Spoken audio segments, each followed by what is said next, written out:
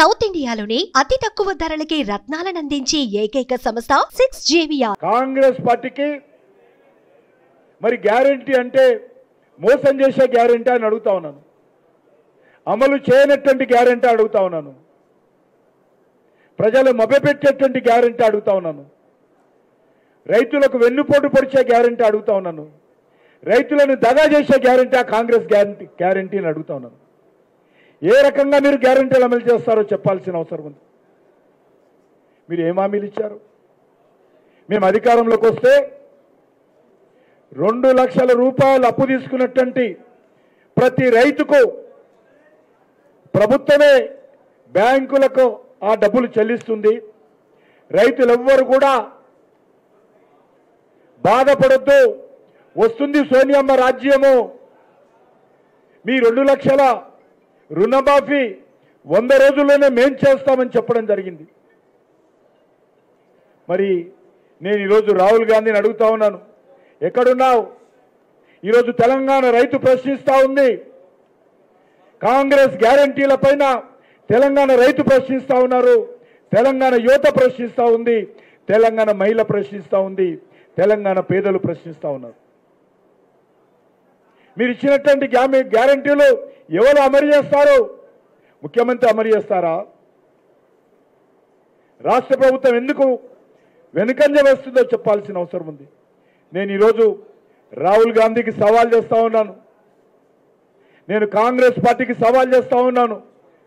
రేవంత్ రెడ్డికి సవాల్ చేస్తూ ఉన్నాను. మీరు ఇచ్చినటువంటి హామీలు అమలు చేయడానికి మీ దగ్గర ఏ రకమైనటువంటి కార్యాచరణ ప్రణాళిక ఉంది? మీరు అబద్ధాలు ఆడి అబద్ధపు గ్యారంటీలు ఇచ్చి తెలంగాణ రైతులను మోసం చేయడమే తప్ప మీరు ఏ హామీలు కూడా అమలు చేసే పరిస్థితి లేదు. ఒకవేళ మీకు చిత్తశుద్ధి ఉంటే ఏ రకంగా హామీలు అమలు చేస్తారో దానిపైన మీకు సమగ్రమైనటువంటి కార్యాచరణ ప్రణాళిక ఉందా? ఈరోజు రేవంత్ రెడ్డి చెప్పాలి. మీరు ఇస్తానన్నటువంటి ఆర్థిక సహాయము, చేస్తానన్నటువంటి సంక్షేమ కార్యక్రమాలు అమలు చేయడం కోసం కావలసినటువంటి నిధులు ఏ రకంగా సమకూర్చుకుంటారు? మీ దగ్గర ఏమైనా కార్యాచరణ ప్రణాళిక ఉందా? తెలంగాణ ప్రజల ముందు పెట్టాలి. తెలంగాణ ప్రజలు చూశారు గతంలో బీఆర్ఎస్ పార్టీని. హామీలు ఇచ్చాడు. దళిత బంధు, దళితులకు వెన్నుపోటు పొడిచాడు బీఆర్ఎస్ ఆ రోజు. గిరిజన బంధు, గిరిజనులకు వెన్నుపోటు పొడిచాడు. అసెంబ్లీలో మైనార్టీలకు ఇస్తామని, బీసీలకు కూడా ఇస్తామని కేసీఆర్ అనేక రకాలుగా మాట్లాడాడు. కానీ ఏ ఒక్క వర్గానికి ఏ బంధు ఇవ్వలేదు. మరి ఈరోజు అడుగుతా ఉన్నాను, ఆ రోజు బీఆర్ఎస్ పార్టీ అనేక సంవత్సరాలు తెలంగాణ ప్రజలకు వెన్నుపోటు పొడవడం జరిగింది. మీరు వచ్చినటువంటి ఈ 4 నెలల్లోనే మీరు కూడా అదే పని చేస్తూ ఉన్నారు.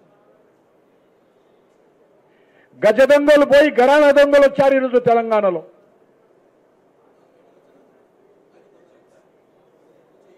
ఒక కుటుంబ పాలన పోయి మరొక కుటుంబ పాలన వచ్చింది.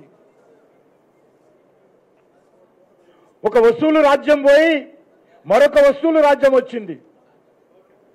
మార్పు అంటే ఏందో చెప్పాలి. ఈరోజు కాంగ్రెస్ పార్టీ మార్పు మార్పు అన్నారు. ఒకటైతే మార్పు జరిగింది. కేసీఆర్ కుటుంబం పోయి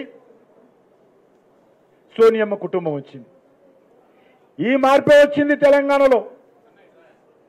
దోపిడీలో మార్పు రాలా, అదే రకమైనటువంటి దోపిడీ.